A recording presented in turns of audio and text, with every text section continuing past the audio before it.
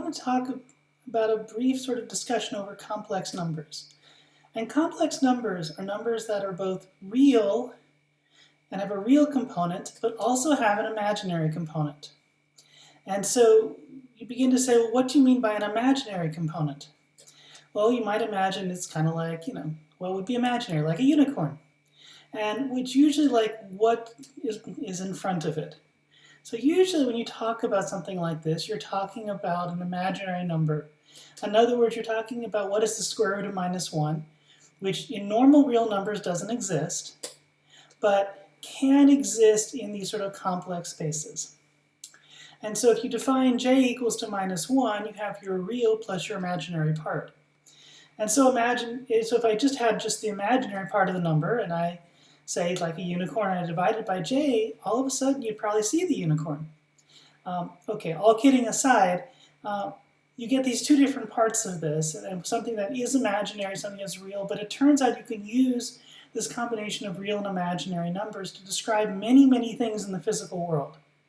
And that modeling of these ideas in the physical world is extremely valuable in many places, and particularly to handle concepts of representing vectors, representing various two-valued quantities. So imagine you have a number. You can either talk about it as a representation in the rectangular space. That means you have one line here, one line here for say the two orthogonal axes of which you're working with. And what you find is that you can also represent that with some radius and some angle that's created by that particular line relative to either of these axes. We'll go with this one in this particular case. And in so doing, you can then convert between these representations. One of which being is that in the state, I can then talk about, well, this radius and angle can be defined directly in terms of what is the height over the width. I can also define this. I can also figure out what is A1 and B1 as a function of the length and the theta. These are very straightforward geometric relationships.